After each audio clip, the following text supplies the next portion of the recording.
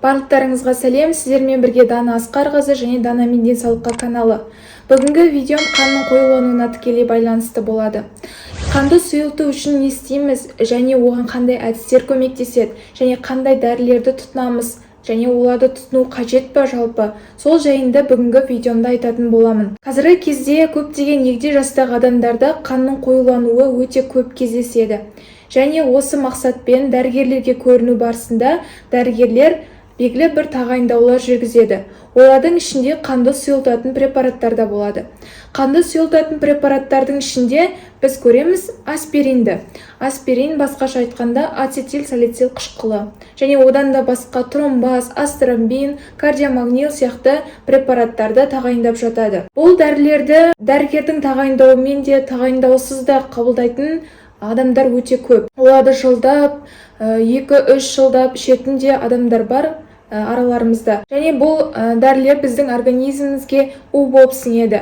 Неге десеңіз, аспиринді ұзақ уақыт, өте көп 5-6 айдан жоғары уақыт іше берсеңіздер, ас қорыту жүйеңізде мәселелер пайда болуы мүмкін. Олардың ішінде гастрит немесе 12 ішек немесе асқазанның жарасы кейін пайда болып артынша қатерлі ісікке ұрындыруы мүмкін. Егер де дәрімен ғана емделем, маған тек дәрілер ғана көмектеседі десеңіз, мен сіздерге курспен тағайындауды ұсынатын едім.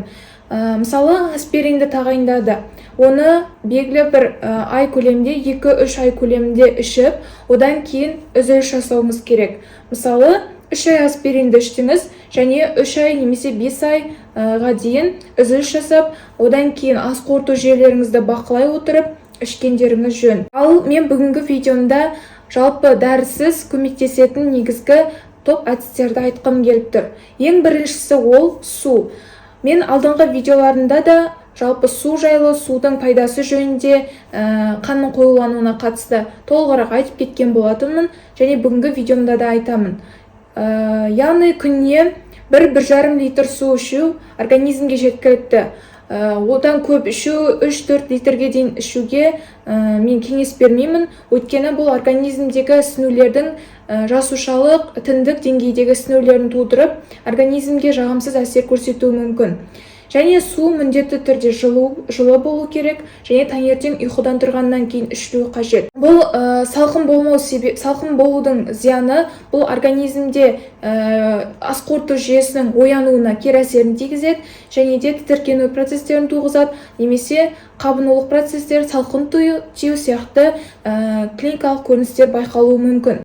Одан бөлек суды ішудің пайдасы бізде жалпы қан анализін тексеру барысында қанның қоюлануын көрсететін негізгі көрсеткіш гематокрит болып саналады. Гематокриттің деңгейінің жоғарылауына қарай отырып, біз қанның қоюланғанын білетін боламыз. Егер сіз суды үнемі ішіп отыратын болсаңыз, бұл сіздің гематокриттің деңгейінің де төмендеуіне жақсы әсер етеді.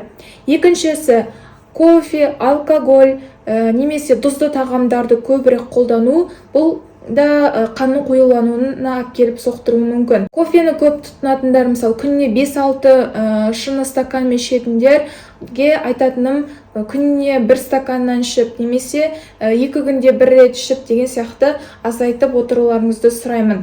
Және екіншісі, алкогольдің ішінде пивоны көп тұтынбаңыздар. Және үшіншісі, тұзды тағамдардың ішінде аса қатты тұздалған өнімдерді тұтыну, мысалы копченый сияқты, яғни тұздалған, арнайы маринадталған өнімдерді тұтыну, бұл да қанның қоюлануына келіп соқтыруы мүмкін. Үшінші әдіс, активті белсенді өмір салты. Салауатты өмір салтын ұстану да организмге жақсы әсер етеді. Жалпы зерттеулер барысында қарап отырсақ, күніне 8-10 километрді жүретін адамдар, немесе жүгіретін, жаттығулармен айналысатын, тренировкаға баратын адамдарды зерттеу барысында қараса, бұларда тромбтың тұрып қалуы, қанның қоюлану секілді диагноздардың азайғанын көруге болады. Одан кейінгі бұның бір жақсы әсері, егер біздің организмімізде қозғалмайтын болсақ, гипоксия пайда болады. Гипоксия бұл оттегі. Оттегінің жетіспеуі сәйкесінше тағы да қанның қоюлануына келуі мүмкін. Төртінші әдіс гирудотерапия, яғни бұл сүлік. сүлік бұл негізінен қанды қоюланған кезде жақсы көмектеседі. Немесе хиджама деп айтып жатады. Қазіргі кезде бұлар өте кең таралған және бұларды да қолдану артық етпейді.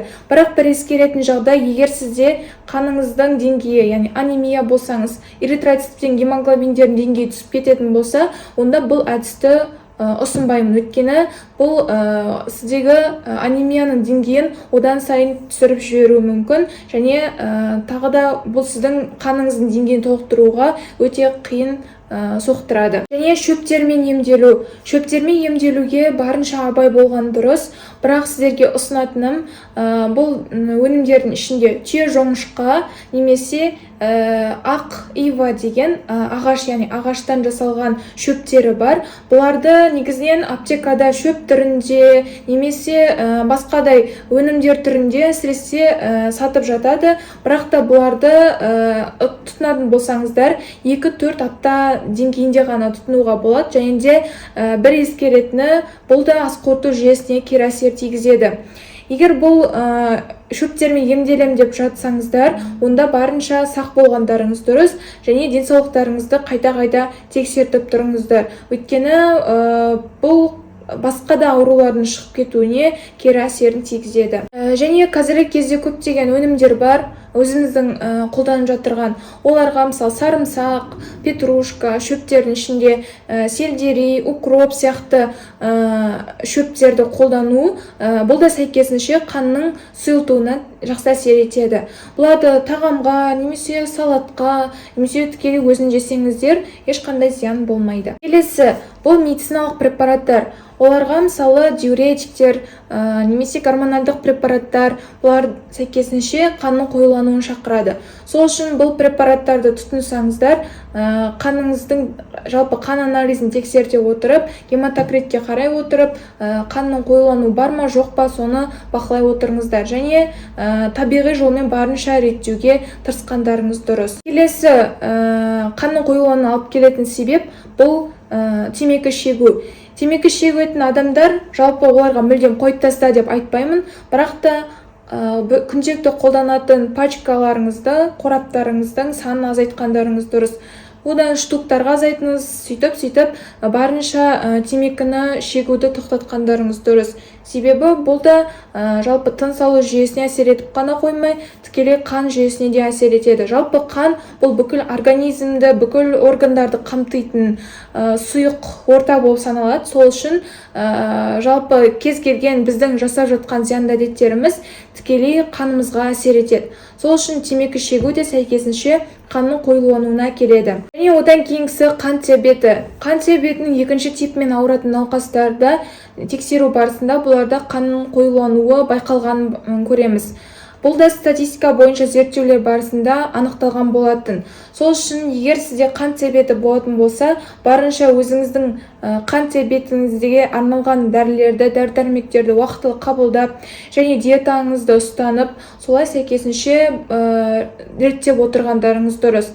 Және соңғысы, бұл стресстік жағдайлар. Стресстік жағдайларды қанның қоюлануын шақырады. Сол үшін, егер сізде отбасыңызбен, немесе жұмыспен, жалпы оқумен, барлығымен проблема болып жататын болса, стресстік жағдайда жүрсеңіз, онда арнайы шөптік дәрілерді тұтыныңыз. Немесе барынша стресстік жағдай тудыратын заттардан аулақ болғандарыңыз дұрыс. Немесе шөптердің ішінде полианна, пустырник сияқты шөптері бар ішінде өнімдерді, сироптарды, дәрілерді қолданғандарыңыз дұрыс деп айтар едім. Жалпы бүгінге осы. Сіздерге бүгінгі видеом ұнады деген ойдамын. Және келесі видеоларда да жалпы барынша ақпаратты мәліметтермен бөлісетін боламын. Сіздерге рахмет. Бүгінгі сіздермен болған Дана денсаулыққа каналы келесі видеоларда жүздескенше сау болыңыздар.